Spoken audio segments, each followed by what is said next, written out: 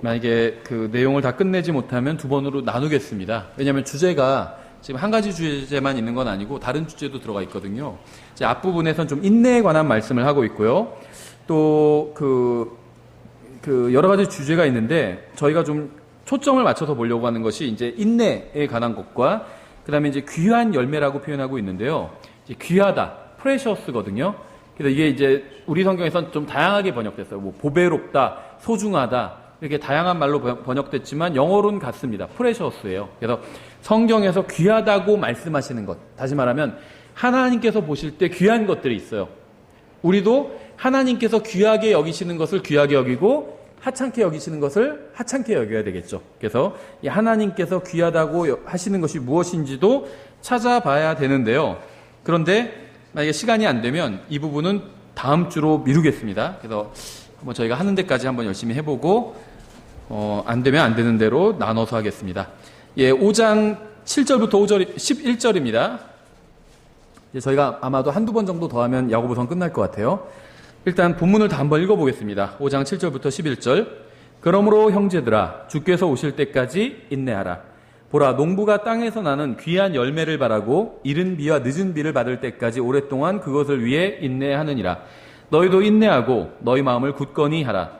주의 오심이 가까이 다가오고 있느니라. 형제들아 서로 불평하지 말라. 그리하여야 너희가 정죄를 받지 아니하리라. 보라 심판자께서 문 앞에 서 계시느니라. 내 형제들아 주의 이름으로 말한 대언자들을 고난당하는 것과 인내의 본으로 삼으라. 보라 참는 자들을 우리가 행복한 자로 여기나니 너희가 욥의 인내를 들었고 주께서 주신 결말을 보았거니와 주께서는 지극히 동정심이 많으시며 친절한 긍휼을 베푸는 분이시니라. 오늘 이 본문들을 좀 다 살펴보려고 하는데요. 먼저 7절에 그러므로 형제들아 주께서 오실 때까지 인내하라. 보라 농부가 땅에서 나는 귀한 열매를 바라고 이른 비와 늦은 비를 받을 때까지 오랫동안 그것을 위해 인내하느니라. 이렇게 말씀하고 있죠. 그래서 오늘 본문은 인내에 관한 말씀으로 시작합니다. 그래서 중간에 약간 뭐 불평하지 말라 하고 뭐 다른 얘기를 하는 것 같은데 이게 다 인내하라는 말씀에 같이 연결되어 있다고 보시면 됩니다. 인내하라는 말씀은 가장 어려운 명령 중에 하나인 것 같아요. 그래서 저는 개인적으로 사랑하라. 그것도 형제를 사랑하라. 우리 같이 네 옆에 있는 형제를 사랑하라는 거죠. 그 다음에 또 인내하라. 이런 말씀이 가장 어려운 명령이라고 생각해요. 또 가장 단단한 음식이라고 생각합니다. 소화를 시켜야 돼요. 다시 말하면 그냥 머리로만 그래 뭐 인내해야지 뭐 인내하는 게 당연하지 이렇게 생각하는 것은 맛만 본 거예요. 잠깐 맛만 보면 안 되고 소화를 시켜야 됩니다. 그러니까 내가 실천해 내야 된다는 거예요. 정말 내가 인내해야 된다는 거예요. 주님의 말씀 약속을 붙들고 인내해야 된다는 겁니다. 그런데 이게 쉽지가 않죠. 인내하지 않으면 어떻게 되는지 아세요? 여러 가지가 나오지만 오늘 본문에 나오는 것처럼 불평하게 돼요. 불평이 나온다는 건 인내하지 않는다는 거거든요. 우리는 불평을 정말 많이 하잖아요. 인내를 못하고 있는 겁니다. 그래서 여기서 그러니까는 주께서 오실 때까지 인내하라 명령이죠. 그러니까는 오전에 말씀드린 것처럼 구약의 명령과는 좀 약간은 다르죠. 구약은 좀 더 강력해요. 뭐 하지 말지라면서 좀 더 강력하고 머스트를 써서 좀 더 강력하게 말하고 신약에선 명령은 명령인데 약간은 좀 더 부드럽습니다. 권면처럼 말씀하시는데 어쨌든지 간에 명령이에요. 주님께서 우리가 이렇게 하기를 원하시기 때문에 이런 말씀을 하신 것이죠. 주님께서는 우리가 인내하기를 원하십니다. 이게 너무나도 어려운 말씀이라는 거죠. 어려운 명령이고. 근데 이제 인내하라고 말씀하시면서 이제 예를 들고 또 본에 대해서 말씀하고 있는데요. 첫 번째 예로 나온 것이 바로 농부의 예입니다. 농부. 주님께서 농부를 가장 먼저 예로 드신 이유는 농부는 원하는 때에 작물을 거둘 수 있는 것이 아니라 추수하는 때를 기다려야 하기 때문이에요. 뭐 원하면 자기가 작물을 거둘 수도 있겠지만 열매는 없을 거 아니에요. 그렇죠? 그러니까 열매는 농부가 원하는 때에 내일 열매를 거뒀으면 좋겠다고 해서 내일 열매가 생기는 게 아니라는 겁니다. 다 때가 있어요. 그 때를 그냥 기다려야 된다는 겁니다. 그러니까 자기 할 일을 열심히 하고 그 다음에는 인내로 기다리는 일을 해야 된다는 거예요. 그래서 이제 농부를 예로 들고 있는 겁니다. 농부는 비를 오게 할 수도 없고요. 날씨나 온도를 주관할 수도 없어요. 요즘은 비닐하우스도 있고 하지만 사실은 근본적으로는 이런 걸 다 주관할 수가 없죠. 그러니까 어떤 인위적인 도구를 쓰는 거죠. 해가 뜨고 지는 것을 조절할 수도 없고요. 계절을 마음대로 바꿀 수도 없습니다. 그러니까 농부는 열심히 심고 물을 주고 잡초를 뽑고 해충을 잡고 열심히 노동을 해야 돼요. 그렇죠. 그리고는 기다려야 됩니다. 그렇죠. 그래서 조용히 수확의 때를 기다려야 돼요. 그래서 주님께서는 자신의 포도원에서 일하는 사역자들에게 이 농부의 경우를 생각해 보라고 말씀하신 겁니다. 고린도전서 3장에도 비슷한 예가 있죠. 6절부터 8절에 나무는 심었고 바울이 아볼로는 물을 주었을 때 오직 하나님께서 자라나게 하셨나니 그런즉 이와 같이 심는 자나 물 주는 자는 아무것도 아니며 자라나게 하시는 이는 오직 하나님이시니라. 이제 심는 자와 물 주는 자는 하나이며 저마다 자기의 수고에 따라 자기의 보상을 받으리라. 이렇게 말씀하고 있죠. 이것도 농부를 예로 들고 있는 거예요. 심고 물 주고 하는 거니까. 우리는 말씀의 씨를 뿌려야 됩니다. 하나님의 말씀을 사람들의 마음에 심어야 돼요. 이게 이제 말씀의 사역이에요. 근데 이것은요, 목사만 하는 일이 아닙니다.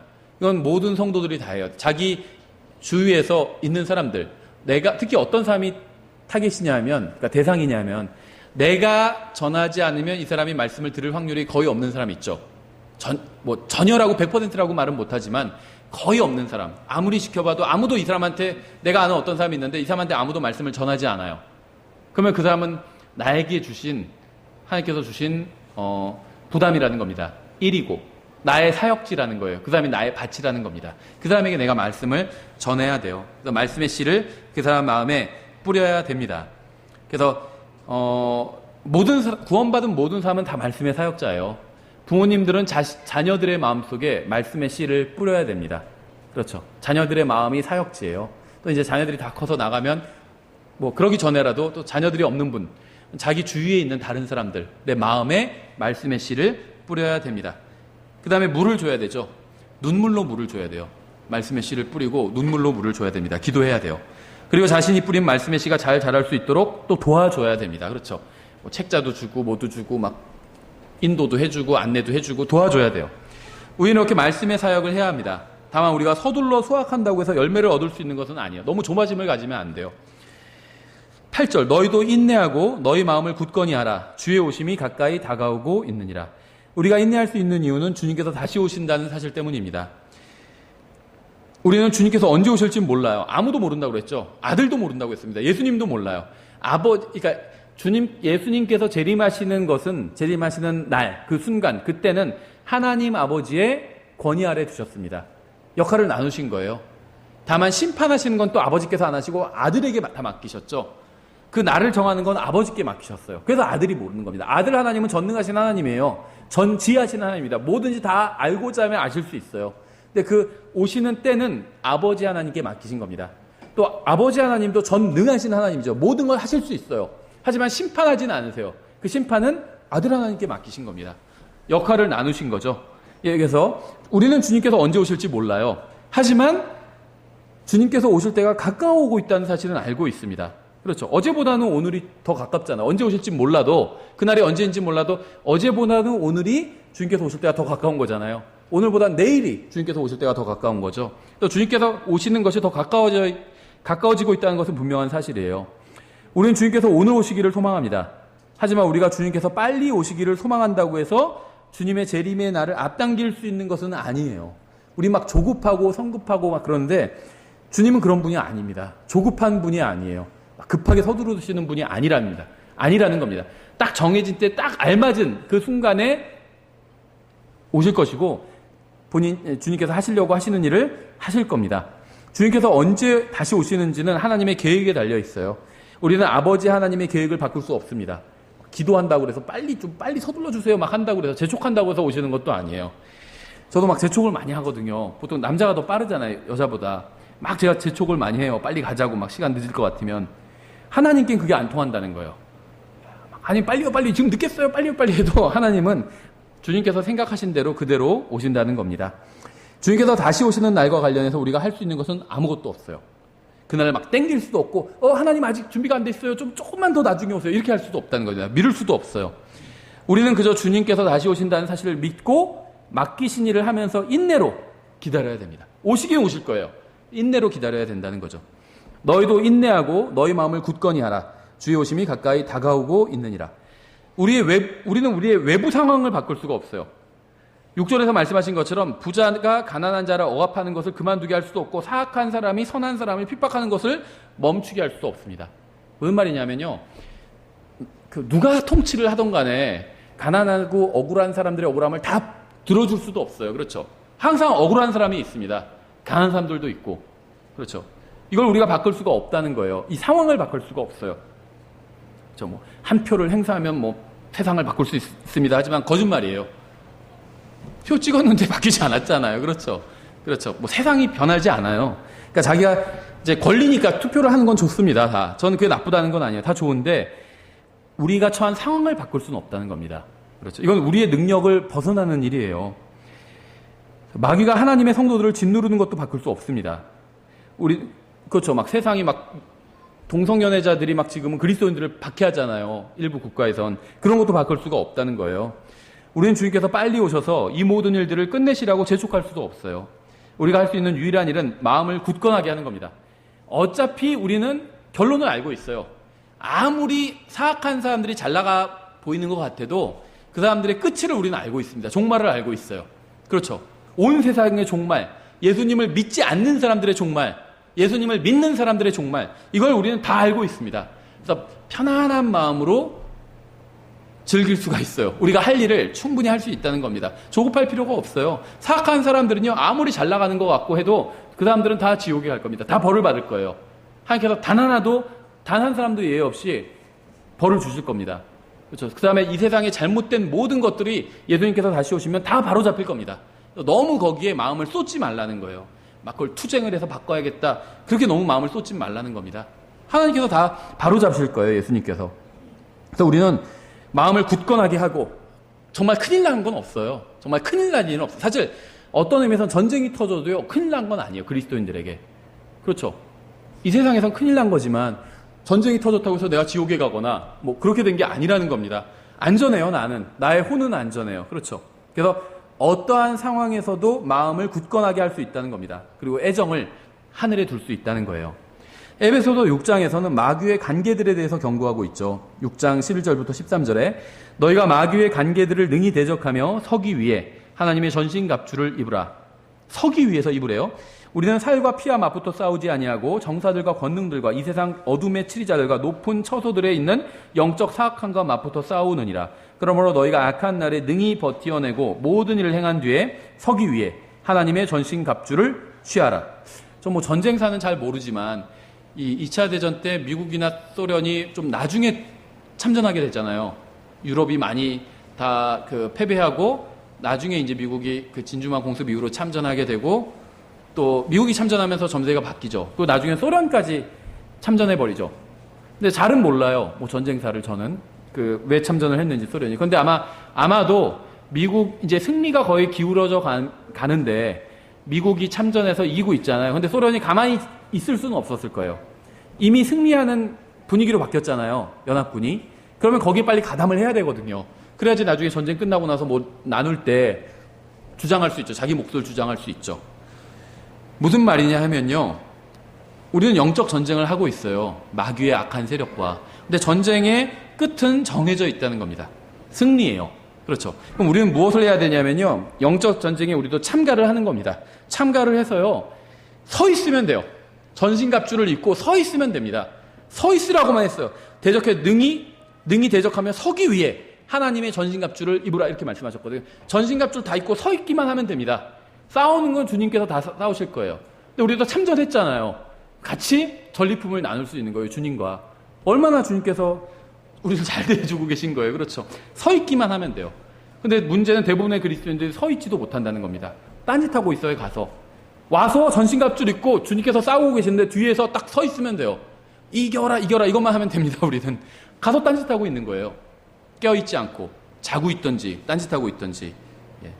그래서 그리스도의 심판석에서 보상을 받지 못하는 겁니다. 우리는 악한 마귀가 신으로 있는 악한 세상에서 악한 날에 살아가고 있습니다. 이러한 악한 날에 우리는 서기 위해 하나님의 전신갑주를 입어야 됩니다. 우리가 할 일은 하나님의 전신갑주를 입고 서 있으면 되는 거예요. 그래서 우리는 이 세상의 그 어떤 것에도 흔들리지 말고 인내로 주님의 재림을 기다려야 됩니다. 서 있는 게 쉬운 일 같죠? 이것도 쉬운 일은 아니에요, 사실은. 그렇죠? 근데 우리가 할 수는 있는 일이에요. 우리가 이기지도 못할 적과 막 맞붙어서 싸워라 이렇게 말씀하시지 않았어요. 싸우는 건 주님이 다 하세요. 우리는 뒤에서 무장을 하고 서 있으면 됩니다. 근데 인내가 필요해요. 군대 가셔서 보초 서보시는 분들은 아실 거예요. 그렇죠? 밤에 한 2시간씩 보초를 쓰잖아요. 아무것도 없는 깜깜한 막 산을 바라보고 서 있어야 돼요. 인내가 필요하죠. 불가능한 일은 아니에요. 그렇죠. 막 내가 혼자 뭐 100명을 상대해야 되는 건 아니잖아요. 그냥 서 있으면 돼요. 보초를 쓰고 있으면 돼요. 인내가 필요한 일이죠. 잠이 들기도 하고 딴 생각 들기도 하고 그러면 안 돼요. 딱 전방 주시하면서 서 있어야 돼요. 그렇죠. 주님께서 우리에게 요구하신 것도 서 있는 겁니다. 우리가. 그래서 우리는 이 세상의 그 어떤 것에도 흔들리지 말고 인내로 주님의 재림을 기다려야 됩니다. 우리는 하나님의 진리의 말씀 위에 확고히 서서 예수 그리스도의 재림을 기다려야 돼요. 주님께서 오실 거예요. 오실 겁니다. 9절에 형제들아 서로 불평하지 말라. 그래야 너희가 정죄를 받지 아니하리라. 보라 심판자께서 문 앞에 서 계시느니라. 인내는 좋은 때가 아닌 나쁜 때 필요합니다. 그렇죠. 그래서 인내에 대해서 얘기하면서 불평하지 말라 이런 얘기를 말씀하신 이유가 있어요. 인내를 하라고 말씀하신 이유는요. 이 세상이 악한 세상인데 우리가 이 세상 안에 있잖아요. 그러니까 좋은 날보다는요. 나쁜 날이 훨씬 많을 겁니다. 그러니까 잘 모르는 사람들은 예수님을 믿으니까 이제 좀 잘 풀리겠지 생각할 수도 있는데 진실을 말씀드리자면 이 세상에선 잘 풀리지 않을 수도 있어요. 잘 풀릴 수도 있고 하는 일이 사업이 잘 되고 할 수도 있고 잘 되지 않을 수도 있습니다. 성경은요. 예수님을 믿고 구원받아서 신약교회에 그리스도의 몸 안으로 들어가서 신약교회 멤버가 되면 회원이 되면 이 세상에서 하는 일들이 잘 풀릴 것이다. 이렇게 말씀하신 적이 없습니다. 심지어 교회에 헌금을 많이 해도 잘 풀리지 않을 수도 있어요. 전 재산을 다 팔아서 바쳐도 잘 풀리지 않을 수도 있습니다. 그런 약속은 하신 적이 없어요. 그러니까 신중하셔야 돼요.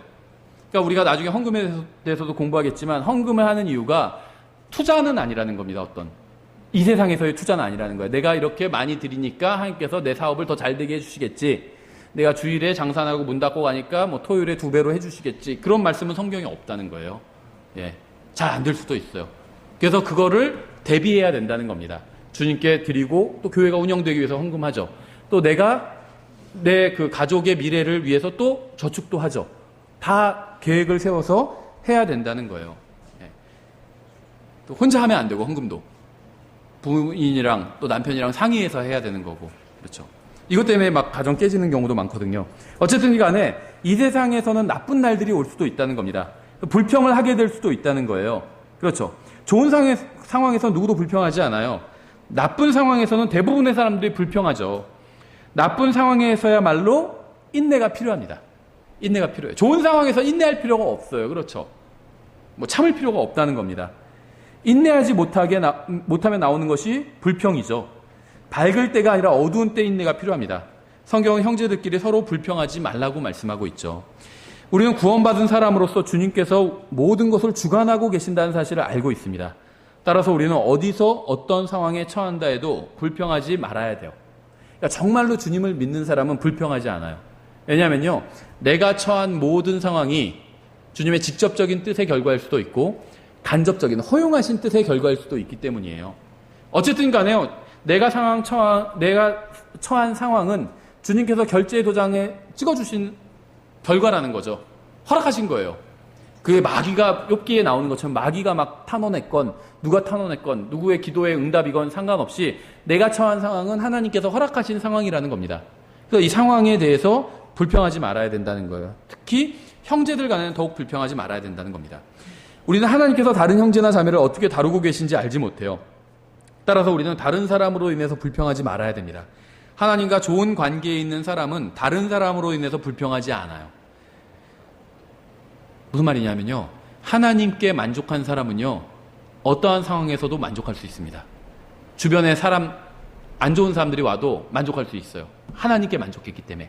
근데 하나님께 만족하지 못한 사람은요. 주변에 아무리 상황이 좋고 좋은 사람들이 와도 만족이 안 돼요. 하나님께 만족을 못했기 때문에. 그래서 제가 지난주에 말씀드린 것처럼 사람 자체는 유한하죠. 한계가 있어요. 근데 사람의 마음은 무한해요. 그렇죠. 마음은 무한해요. 끝이 없어요. 사람의 마음은. 그렇죠. 그래서 유한한 인간으로는 이 마음이 채움을 받지 못한다는 거예요. 다른 사람으로 그러니까 내 옆에 있는 형제가 문제가 아니에요. 그 형제는 유한해요. 그렇죠. 내 마음이 무한해요. 마음은 무한하잖아요. 그렇죠.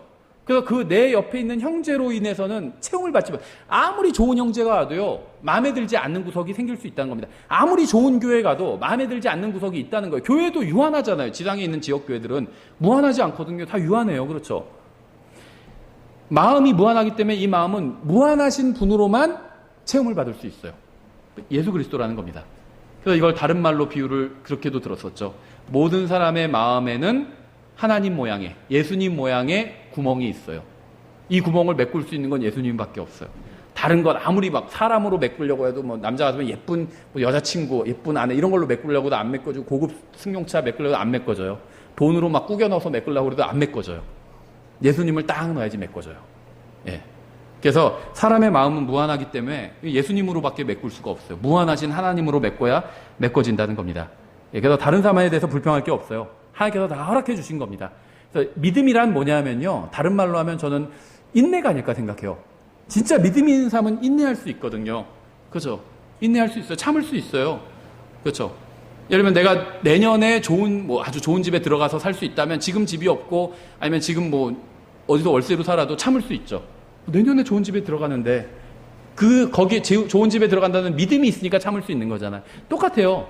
믿음이 있는 사람은 참을 수 있어요. 인내할 수 있다는 겁니다. 믿음은 저 형제님 믿음은 아주 좋지만 인내심은 없는 것 같아. 그거는 믿음이 없다는 겁니다. 그렇죠?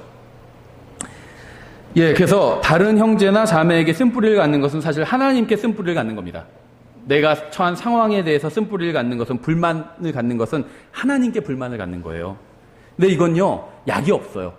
하나님으로 만족하는 법을 배워야 됩니다. 저는 그러니까 신앙생활, 영적 성장을 다른 말로 하면 이거라고 생각해요. 하나님께 만족하는 법을 배우는 게 영적 생활, 신앙생활, 또 영적 성장, 뭐라고 부르든 간에 그런 영적인 길을 걷는 것이라고 생각합니다. 여기에 답이 있어요. 여기서 답을 찾으셔야 돼요.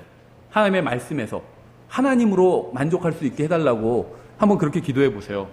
그럼 모든 게 아무것도 변하지 않았지만 모든 게 변하게 될 거예요. 내 마음이 변하기 때문에. 그렇죠. 그래서 기도의 목적은요, 내 마음을 변화시키는 거예요. 이 세상을 변화시키고 옆에 있는 친구를 변화시키는 게 아니라 나의 마음을 변화시키는 거예요. 그러면은 대부분의 문제가 해결되거든요. 그래서 우리가 다른 형제나 자매를 대하는 태도가 바로 주님을 대하는 우리의 마음을 드러낸다는 사실을 잊지 말아야 됩니다. 심판자께서 문 앞에 서 계시느니라 이렇게 말씀하고 있죠. 문 앞에 서 계시다는 건 뭐죠? 문을 열고 바로 들어오실 수 있다는 거죠. 그래서 주님은 언제든지 오실 수 있어요. 문을 열고 바로 방에 들어갈 수 있는 것처럼 주님은 그렇게 갑작스럽게 이 세상에 오실 겁니다. 사람들은 깜짝 놀랄 거예요. 문 밖에 계셨구나. 그냥 멀리 계신 거나 안 계신 줄 알았는데 심판자 자체가 없는 줄 알았는데 아니면 아주 멀리 있거나 나와는 관계없는 줄 알았는데 내 방문 앞에 계셨던 거예요. 문을 바로 딱 열고 들어오신다는 겁니다. 그래서 아무도 주님께서 언제 오실지 알 수 없죠. 근데 분명한 사실은 주님께서 문 앞에 계시라는 거예요. 갑자기 문을 열고 들어오실 수 있다는 겁니다. 그렇죠. 이걸 믿어야 돼요. 예수님 믿는 사람은. 10절. 내 형제들아 주의 이름으로 말한 대언자들을 고난당하는 것과 인내의 본으로 삼으라. 이제 대언자들을 구체적으로 또 얘기하고 있죠.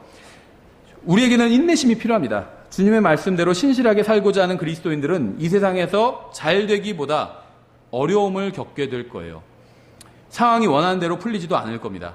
하지만 우리는 주님을 신뢰했던 사람들이 어떠한 결말을 맞았는지 알고 있어요. 이게 중요하다는 겁니다.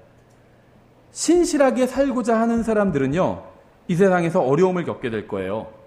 근데 문제가 없어요. 그럼에도 불구하고. 일단 요 사실만 보면은 굉장히 좀 마음이 무겁죠.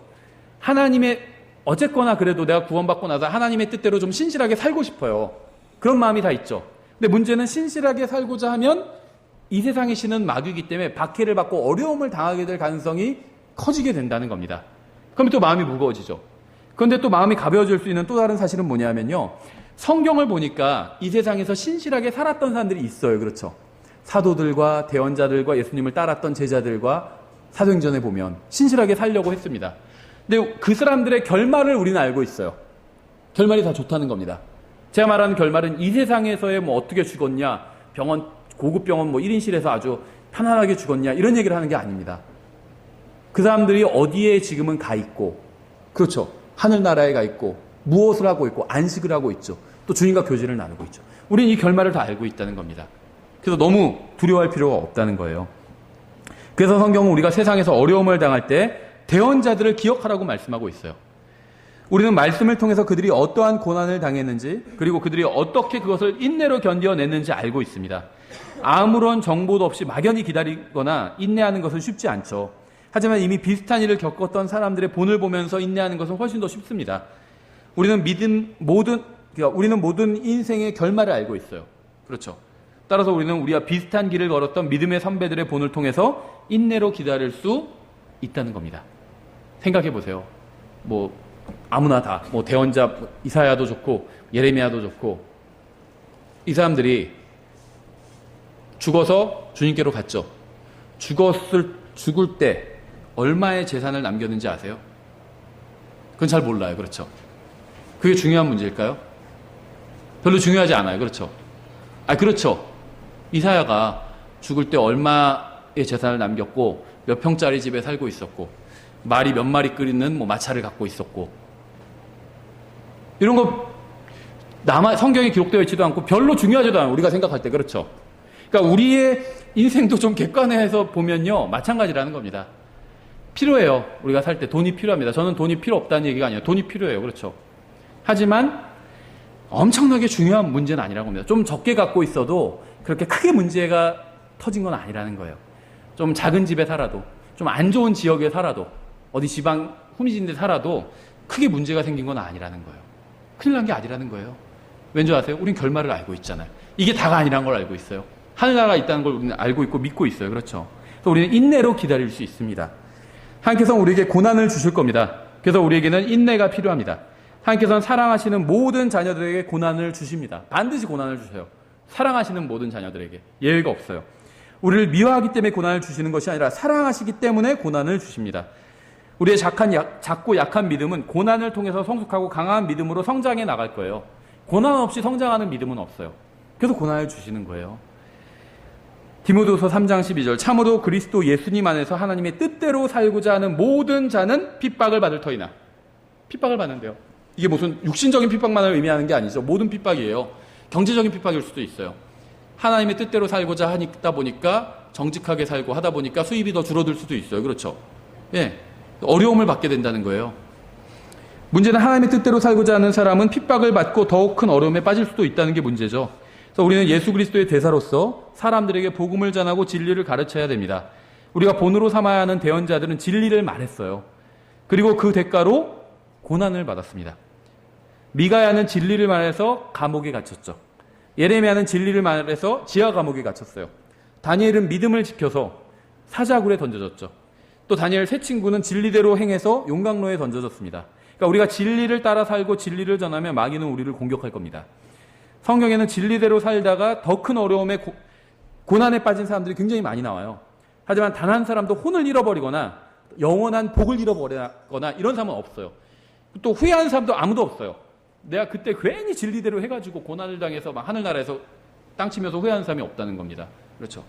11절 보라 참는 자들을 우리가 행복한 자로 여기나니 우리가 욥의 인내를 들었고 주께서 주신 결말을 보았거니와 주께서는 지극히 동정심이 많으시며 친절한 긍휼을 베푸는 분이시니라. 성경은 참는 자들을 행복한 자로 여긴다고 말씀합니다. 이것이 바로 영적으로 보는 방식이에요. 주님께서 주신 결말이라는 것은 주님께서 욥의 고난을 끝내 주셨다는 겁니다. 욥의 고난을 끝내 주셨다는 거예요. 그렇죠. 욥은 자신이 당하는 고난을 주관하신 분이 바로 주님이라는 사실을 알고 있었기에 인내할 수 있었어요. 그는 고난의 끝에 주님께서 나타나셔서 모든 것을 회복시켜 주시고 보상해 주실 것이라는 사실을 알고 있었고 믿고 있었습니다. 나중엔 더 이제 확신하게 되었죠. 하나님 만나고 나서. 우리 인생에서 가장 필요한 것은 인내예요. 특히 사역자에게 가장 필요한 것은 인내입니다. 만약 말씀의 사역자가 되려는 사람이 가져야 될 자격 요건이 있다면 가장 중요한 것 중에 하나가 바로 인내라고 생각을 합니다. 문제는 사람이 가장 나중에 얻게 되는 덕목이 바로 인내라는 거예요. 그렇죠. 영적으로 완전히 많이 성숙한 사람일수록 인내를 하게 되거든요. 그러니까 사역에 있어서 가장 필요한 것 중에 하나가 인내인데 완전히 성숙해서 나중에 얻게 되는 게 인내라는 거예요. 또 말씀의 사역자들은 사람들을 상대하는 일을 하죠. 사람들에게 말씀의 씨를 뿌리는 일을 하니까 사람들을 제대로 대하기 위해서는 인내할 줄 알아야 돼요. 왜냐하면 영적으로 성장하기 위해서는 많은 시간이 필요하기 때문입니다. 그래서 어떤 사람이 영적으로 어리다 이렇게 생각이 들잖아요. 그럼 그 사람에 대해서는 더 인내해줘야 돼요. 어리니까 기다려줘야 되잖아요. 그렇죠. 인내심이 없는 목사는 교회 성장이라는 목표를 향해서 사람들을 몰아가는 영적 독재자가 돼요. 누구나 다 빨리 성장하고 싶죠. 그렇죠. 빨리 막 사람들 모이고 교회 건물 짓고 뭐 하고 싶죠. 그러니까는 근데 그렇게 되려면요 사람들이 모이고 또 성장하고 하는데도 시간이 필요한데 막 빨리 하려고 하다 보면 몰아가게 된다는 겁니다. 사람들을. 결과를 내기 위해서. 그렇죠. 따라서 모든 사람에게 인내심이 필요하지만 특히 목회자에겐 더욱 큰 인내심이 필요해요. 영적인 모든 생명은 자라는데 시간이 필요해요. 그렇죠. 목사는 사람들이 하나님 앞에서 바르게 서도록 말씀으로 도와주는 사람입니다. 말씀으로 사람들을 섬기기 위해서 가장 필요한 것 중에 하나가 바로 인내예요. 특히 다른 사람을 실족하게 하지 않기 위해서는 더욱 인내할 줄 알아야 돼요. 고린도후서 6장 1절에 그런즉 우리가 그분과 함께 일하는 일꾼으로서 너희에게도 간청하노니, 이제 말씀의 사역자라는 거죠. 사도 바울이 자기가. 너희는 하나님의 은혜를 헛되이 받지 말라. 3절. 이 사역이 비난을 받지 않게 하려고 우리가 어떤 일에서도 실족거리를 주지 아니하며, 이렇게 말씀하고 있죠. 그래서 이어지는 말씀에서 바울은 사역자가 다른 사람을 실족시키지 않기 위해서 필요한 덕목들을 나열합니다. 지금 여기서 고린도서 6장 3절에서 다른 사람에게 실족거리를 우리가 주지 않으려고 한다, 이렇게 얘기하고 있죠. 그래서 그렇게 실족거리를 주지 않기 위해서 필요한 것들을 이제 뒷부분에 이 4절부터 10절에 나열하고 있어요. 사역자가 다른 사람을 실족시키지 않기 위해서 갖춰야 될 덕목 중에 첫째가 무엇일까요? 바로 다음 절 4절에 보면 오직 모든 일에서 우리 자신을 하나님의 사역자로 입증하되 많은 인내가 첫 번째로 나와요. 많은 지식과, 우리 같으면 그럴 것 같죠. 다른 사람을 실족시키지 않기 위해서 사역자가 가져야 될 것, 많은 지식이라고 생각하죠. 많은 인내라고 말씀하고 있어요. 고난과 궁핍과 곤경과. 그러니까 사역자가 인내하지 않으면 사람들은 실족하게 됩니다. 신실한 교회를 하루아침에 만들 수는 없어요. 그렇죠. 신실한 또 사역자들을 하루아침에 길러낼 수도 없습니다. 믿음의 결단은 하루아침에 내릴 수 있지만 그 결단을 내리기까지 오랜 시간이 걸릴 수도 있다는 거예요. 제가 어떤 사람한테 복음을 전해서 그 사람이 5분 만에 예수님을 믿을 수도 있어요. 하지만 그렇게 되기까지는 누군가 다른 사람이 또 씨를 뿌리고 물을 주고 공을 들였을 거예요. 10년 동안 기도하면서 공을 들였을 수도 있어요. 그걸 그 사람이 열매를 맺는 순간에 내가 가지고 복음 전해서 그 열매를 따는 걸 수도 있거든요. 그렇죠. 사도 바울은 사역에서 인내심이 매우 중요한 역할을 한다는 점을 강조했습니다. 고린도후서 12장 12절에서 진실로 내가 너희 가운데서 모든 인내와 표적들과 이적들과 능한 행위들로 사도의 표적들을 행하였노라, 이렇게 말씀하고 있죠. 생각해보세요. 하나님께서는 사도 바울에게 표적을 행할 수 있는 능력을 주셨죠. 이건 엄청난 거죠. 표적. 이건 기적인데 어떤 특별한 그 의미가 들어있는 기적이 표적이거든요. 그래서 영어로는 사인이에요. 투수와 포수가 서로 사인을 주고받잖아요. 그래서 이렇게 하면 이렇게 할 것이다. 뭐 사인이잖아요. 이 기적이 일어나는데 기적 중에서 이러한 기적이 일어나면은 그것은 곧 무엇을 의미한다. 그런 기적이 바로 표적이라는 겁니다. 의미 있는 기적. 성경에 미리 예언되어 있는 기적. 이게 이제 표적이에요. 그래서 하나님께서는 바울에게 표적을 행하고 이적, 놀라운 일이죠. 원더예요, 이적이. 놀라운 일을 행할 수 있는 능력도 주셨어요. 또 강력한 행위들도 할 수 있는 능력을 주셨습니다. 왜냐하면 아직 신약 성경이 완성되기 전이기 때문에 바울이, 제가 말하는 게 성경적인 건지 아닌지 어떻게 알죠? 제가 지금 설교를 하는 내용이 성경적인 건지 그리스도인들에게 주시는 말씀인지 아닌지 어떻게 알죠? 신약 성경을 읽어보시면 되죠. 그래서 제가 설교한 것을 쭉 들어보고 신약 성경을 나중에 읽어볼 때 제가 예를 들면 어떤 한 말이 있는데 이게 성경적으로 맞는지 틀린지 모르겠어. 그럼 일단 그거 딱 메모를 해두세요. 그러다 혼자 성경을 읽어보실 때 쭉 읽어보다가 그것을 제가 한 말과 일치하는 말씀이 있으면 제가 하는 말이 맞는 말인 거죠. 근데 제가 한 말과 일치하지 않는 말씀이 있고 오히려 반대되는 말씀이 있어요. 그럼 제가 한 말이 틀린 말인 겁니다.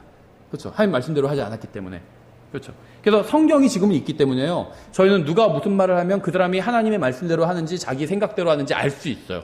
성경과 비교해보면 됩니다. 근데 문제는 사도 바울 시대에는 아직 신약 성경이 완성되지 않았다는 거죠. 그래서 바울이 신약 성경의 교리를 가르치고 있는데 신약 성경이 아직 없는 상태예요. 그럼 바울이 말한 것이 사실이라는 걸 어떻게 알 수 있을까요? 표적과 기적을 통해서 알 수 있는 거예요. 하나님께서 바울과 함께 하신다는 것을 이 표적과 기적이 입증해 주는 거죠. 그렇죠.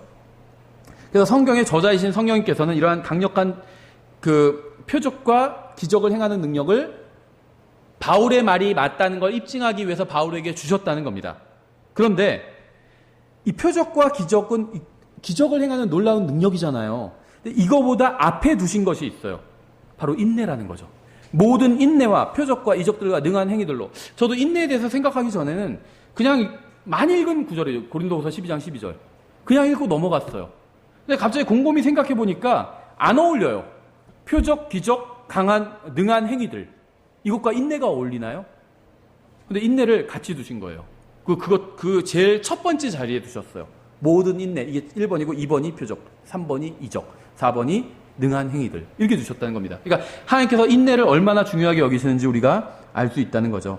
아무리 표적과 이적을 행하는 능력을 가지고 있다 하더라도 인내심이 없으면 제대로 사역을 할 수 없기 때문입니다. 골로새서 1장 9절에 이런 까닭에 우리도 그것을 듣던 날부터 너희를 위해 기도하기를 그치지 아니하고 또 너희가 모든 지혜와 영적 깨달음에서 그분의 뜻을 아는 것으로 채워지며 주께 합당하게 걸어 모든 일에서 그분을 기쁘게 하고 모든 선한 일에서 열매를 맺으며 하나님을 아는 것에서 자라나고 그분의 영광스러운 권능에 따라 모든 강력으로 강건하게 되며 기쁨으로 모든 인내와 오래 참음에 이르고 이렇게 말씀하고 있어요. 사도 바울은 우리가 주님께 합당하게 걷기를 원했습니다. 지금 사도 바울이 우리를 위해서, 그러니까 이제 성도들을 위해서 기도한 내용이죠.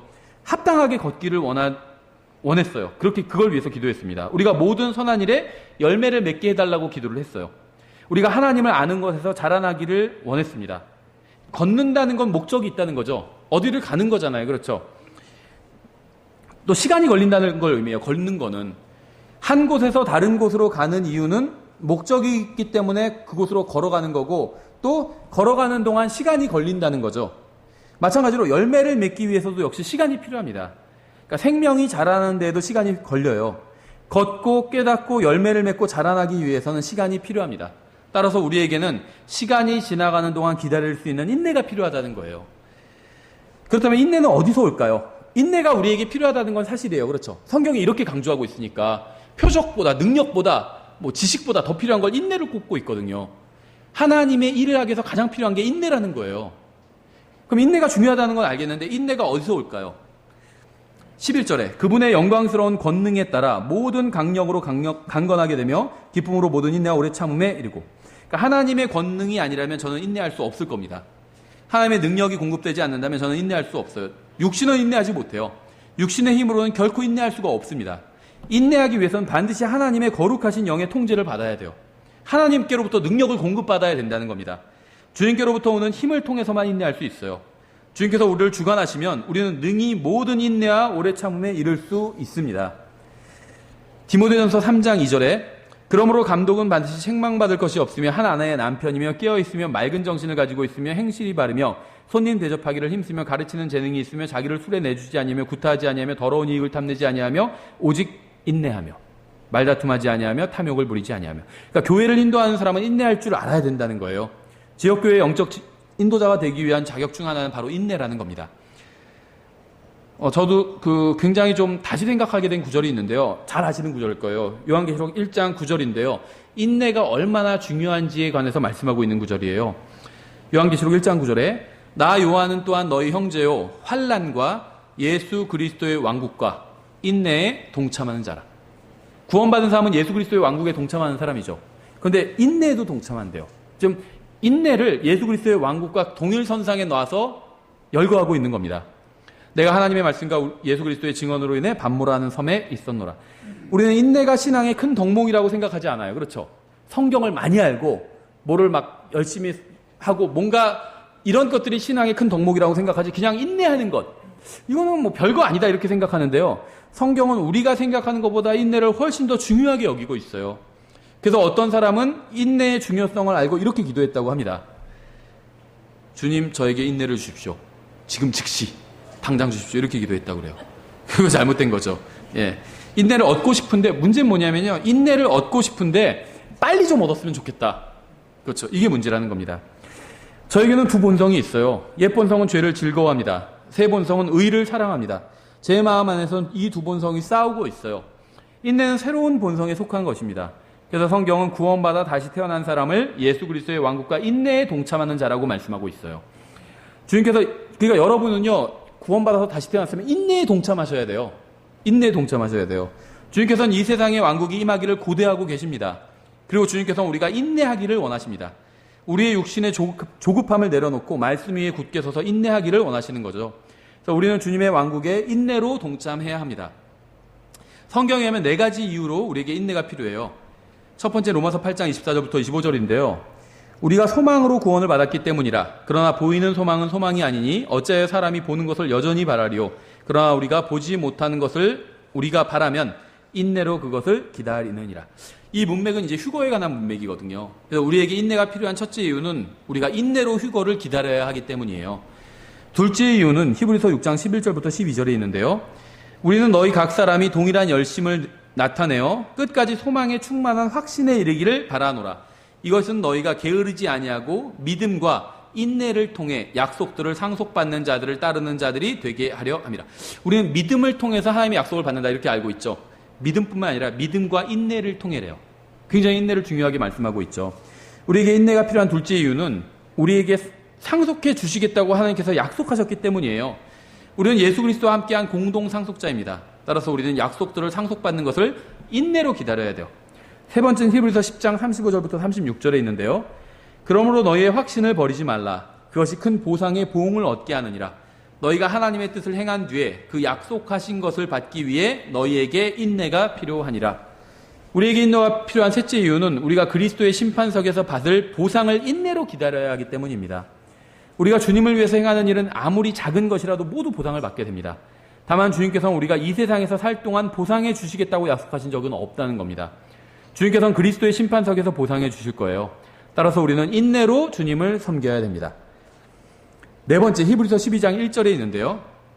그러므로 증인들이 이렇게 큰 구름을 이루며 또한 우리를 둘러싸고 있으니 모든 무거운 것과 너무 쉽게 우리를 얽어매는 죄를 우리가 떨쳐버리고 인내로 우리 앞에 놓인 경주를 달리며 이렇게 말씀하고 있죠. 우리에게 인내가 필요한 네 번째 이유는 우리가 경주를 하고 있는데요. 문제는 단거리 경주가 아니라 장거리 경주를 한다는 겁니다. 100m 경주는 올림픽 보면 보통 10초 내외로 승부가 갈리죠. 하지만 우리는 인생 전체가 걸리는 길고 긴 장거리 경주를 하고 있는 거예요. 따라서 인생 전체가 걸리는 긴 경주를 하는 우리에게 가장 필요한 덕목은 인내라고 할 수 있습니다. 그렇죠. 이제 우리가 마지막으로 이제 인내할 수 있는 네 가지 방법을 살펴볼게요. 그러니까 인내가 필요하다는 건 알겠어요, 충분히. 그렇다면 어떻게 인내를 얻을 수 있는지 이것에 대해서 살펴보겠습니다. 첫 번째 골로새서 1장 11절에 그분의 영광스러운 권능에 따라 모든 강력으로 강력하게 되며 기쁨으로 모든 인내와 오래 참음에 이르고. 그러니까 첫째는 이미 우리가 앞에서 살펴본 것처럼 주님께로부터 인내할 수 있는 능력을 공급받는 겁니다. 그렇죠. 그럼 이제 인내는 정말 사역자가 또 그리스도인이 가져야 될 아주 중요한 덕목이에요. 그런데 어떻게 얻을 수 있느냐? 첫 번째는 주님께로부터 얻을 수 있다는 겁니다. 이건 사실이죠, 당연히. 두 번째부터 중요해요. 인내를 얻기 위해서는 반드시 해야 될 것이 있어요. 주님께서 인내를 우리에게 주시는데 이제 주님 인내를 주십시오 라는 기도를 여러분 하실 건가요? 하나님의 일을 잘하기 위해서는 인내가 필요하거든요. 그리스도의 심판석에서 보상을 많이 받기 위해선 인내가 필요해요. 주님을 기쁘시게 해드리기 위해서는 믿음과 인내가 필요해요. 인내를 구하실 건가요? 아멘 하신 분 있죠. 구하셔야 돼요. 근데 이제 인내를 달라고 하시면 하나님께서 주시는 게 있습니다. 여기서 이제 문제가 생기죠, 우리가. 그래서 문제는 우리가 인내심이 많은 사람이 되기를 원하면서도 인내심을 얻기 위해 무언가를 하고자 하지는 않는다는 거예요. 로마서 5장 3절부터 5절에 그리할 뿐 아니라 우리가 환난도 기뻐하나니 환난은 인내를, 인내는 체험을, 체험은 소망을 이루는 줄 우리가 아노라. 소망이 우리를 부끄럽게 하지 아니함은 우리에게 주신 성령님에 의해 하나님의 사랑이 우리 마음에 넓게 부어졌기 때문이니. 여기서요, 지금 제가 로마서 5장 3절부터 5절을 읽었는데 신앙 생활에 필요한 아주 중요한 단어들, 개념들이 들어가 있습니다. 여기에 환난을 통해서 인내를 얻게 돼요. 그러니까 인내를 달라고, 인내는 하나님께로부터 오는데 하나님께 이제 인내를 달라고 그러면 하나님께 옛다 인내 이렇게 주시는 게 아니라는 거예요. 인내를 달라고 그러면 하나님께서 그래? 그럼 주지 뭐 하면서 환난을 주신다는 겁니다. 그렇죠. 생각해 보세요. 바울은 정상적인 사람이었을까요? 어떤 변태적인 사람이었을까요? 신성모독적인 건 아니죠. 바울은 하나님 아니니까. 왜 이런 말씀을 드리냐면 바울은 환난도 기뻐한다고 그랬어요. 여러분 환난 기뻐하시나요? 전 별로 안 기뻐하거든요, 환난은. 근데 바울이 왜 환난을 기뻐했을까요? 환난이 인내를 이루는 줄 알고 있었기 때문이에요. 그렇죠. 이거와 같아요. 하루 노가다를 뛰면 1억을 주겠다 하면 난 노가다도 기뻐한다 이렇게 얘기할 수 있는 거죠. 노가다 그 노동 자체가 기쁜 건 아니에요. 근데 하루 했는데 1억을 준다면 엄청난 이득이잖아요. 그래서 기쁜 거예요. 그렇죠. 마찬가지예요. 환난 자체가 기쁜 건 아니에요. 근데 환난을 통해서 가장 사역자에게 필요한 덕목인 인내가 오기 때문에 그래서 환난도 기뻐한다고 얘기한 겁니다. 저는 인내를 원해요. 인내는 하나님께로부터 옵니다. 그런데 문제는 하나님께서 인내를 주실 때는 환난을 통해서 주신다는 게 문제예요. 그렇죠? 그냥 인내를 주실 수는 없고, 인내라는 것 자체가 그냥 주신다고 해서 얻을 수 있는 게 아니라는 거예요. 환난을 통해서만 얻을 수 있다는 겁니다. 인내는 주님을 섬기는 데 필요한 핵심적인 덕목이에요. 문제는 인내를 달라고 간구하면 주님께서 인내를 직접 주시는 것이 아니라 언제나 환난을 주신다는 겁니다. 왜냐하면 인간은 환난을 통하지 않고는 인내를 받을 수가 없기 때문이에요. 그래서 환난을 통해서 인내를 받으면 그것은 이제 체험을 이루게 됩니다. 주님께서 우리의 성장을 위해서 주시는 환난을 제대로 통과한 사람은요, 인내하는 법을 배우고 하나님을 사랑하는 체험을 하게 돼요. 하나님을 사랑하는 법도 배우게 된다는 거예요. 그래서 다음에 다시 또 다른 환난을 만나게 돼도 하나님께서 나를 미워하시기 때문에 나의 인생에 환난을 주시는 것이 아니라 오히려 사랑하시기 때문에 환난을 주신다는 사실을 알고 모든 시련을 이겨내게 됩니다. 그래서 이 로마서 5장 3절부터 5절에 환난, 인내, 체험, 소망, 하나님의 사랑, 이 단어들이 얽혀 있는 거예요. 그러니까 우리가 성경 공부할 땐 여러 번 말씀드렸지만 한 절 안에 앞뒤 문맥에서 어떤 단어를 사용하시는지를 보면 알 수 있다는 거거든요. 그래서 제가 오전에 말씀드린 것처럼 죄인이란 말은 하나님 앞에서 죄인이란 말이거든요. 그래서 모든 사람이 죄를 지어 하나님의 영광에 이르지 못하더니 이렇게 연결되는 거예요. 그러니까 앞뒤에서 어떤 단어를 같이 사용하고 있는지, 예, 인내, 환난, 소망, 체험, 하나님의 사랑, 이게 한 개 연결되어 있어요. 예. 하나만 여기서 딱 받을 수는 없다는 거예요. 뭐 환난은 싫고 인내만 받고 사랑만 받고 이럴 수는 없다는 겁니다. 사랑을 짚는 순간 쫙 다 딸려와요. 인내를 짚는 순간 환난이랑 쫙 다 딸려와요. 예. 하나님께서 자신을 사랑한다는 사실을 마음으로 알게 되면 소망을 가지고 주님을 기다릴 수 있게 됩니다. 이렇게 환난과 인내와 체험과 소망과 사랑은 하나로 연결되어 있어요. 인내는 하나님께로부터 오는데 하나님께서는 환난을 통해서 인내를 주신다는 겁니다. 로마서 15장 4절부터 5절에 무엇이든지 전에 기록된 것은 우리의 배움을 위하여 기록되었나니 이것은 우리가 성경 기록들이 주는 인내와 위로를 통해 소망을 가지게 하려 함이니라. 이제 인내와 안위의 하나님께서 너에게 그리스도 예수님을 따라 서로를 향해 같은 마음을 갖게 하사. 그런데 이제 굿뉴스, 복음이 있습니다. 기쁜 소식이. 인내가 오는 또 다른 통로가 있다는 거예요. 바로 성경이라는 겁니다. 그렇죠. 얼마나 다행이에요. 그렇죠. 환난을 통해서만 오면 문제인데 성경을 통해서도 온대요. 성경을 통해서. 여러분은 의무적으로 성경을 읽어야 됩니다. 이건 성경을 읽는 좋은 동기죠. 또 영적 지식을 얻기 위해서 성경을 읽어야 돼요. 이것도 좋은 동기입니다. 하지만 성경을 읽는 것으로 끝난다면 아무런 유익을 얻을 수가 없어요. 반드시 읽은 것을 믿어야지만 유익을 얻을 수 있습니다. 여러분이 성경을 진심으로 믿는다면 여러분은 모든 것에 대해서 인내할 수 있게 된다는 거예요. 환난을 당하지 않아도 성경을 진짜 믿는다면 인내할 수 있게 된다는 거예요. 그렇죠. 아무런 어려움을 당한 적이 없어요. 그런데 나는 하나님의 말씀을 믿는 믿음을 가지고 있어요. 그러면은 주님의 재림을 기다리고 지금 어려운 상황도 인내로 내가 뚫고 나갈 수 있다는 겁니다. 그렇죠. 다시 야고보서로 돌아와서 1장 2절부터 4절에 내 형제들아 너희가 여러 가지 시험에 빠질 때 그것을 다 기쁨으로 여기라. 너희 믿음의 단련이 인내를 이루는 줄 너희가 아느니라. 오직 인내를 완전히 이루라. 이것은 너희가 완전하고 완벽하여 아무것도 부족함이 없게 하려 함이라. 인내하는 사람은 부족한 게 아무것도 없는 사람이라는 겁니다. 그렇죠. 우리가 완벽하고 아무것도 부족함이 없게 되는 방법은 단 하나밖에 없어요. 그것은 바로 인내를 완전히 이루는 겁니다. 인내를 얻는 네 번째 방법은 바로 이 믿음이 단련되는 방법이라는 겁니다. 그렇죠? 그래서 믿음의 단련은 여러 가지 유혹을 이겨내므로 이루어지는 거죠. 예, 우리가 시간이 많이 지나서 오늘 여기까지 보고요. 다음에 뒷부분에 이제 귀한 것, 이 7절에 귀한 열매라는 표현이 나오는데요. 하나님께서 무엇을 귀하게 보시는지 성경에 나와 있거든요. 그래서 우리가 다음 시간에 이어서 이것을 좀 확인해 보도록 하겠습니다. 예, 기도하고 찬양하고 마치겠습니다. 기도하겠습니다. 하나님 아버지, 저의 인생이 그냥 이 세상에서 그럭저럭 살다가 아니면 또 잘 먹고 잘 살다가 끝을 맺는 것이 아니라 정말 주님을 위해서 쓰임받는 의미 있는 인생이 되기를 원합니다. 저희가 하나님의 말씀을 믿고 그 말씀 위에 확고히 서기를 원합니다. 하지만 저희가 너무나도 믿음이 약하고 정말 주님이 아닌 이 세상을 바라보므로 흔들릴 때가 너무나도 많이 있습니다. 주님, 저희들을 붙들어 주시기 원합니다. 저희가 정말 믿음 위에 서서 말씀 위에 서서 뿌리를 내리고 털을 잡고 정말 인내로 주님께서 다시 오신다는 그 사실을 붙들고 이 세상의 모든 어려움과 상황과 또 고난과 환난과 이러한 것들을 이겨낼 수 있도록 도와주시기 원합니다. 감사드리며 예수님의 이름으로 기도드렸습니다. 아멘. 예, 찬송가 762장 찬양하고 마치겠습니다.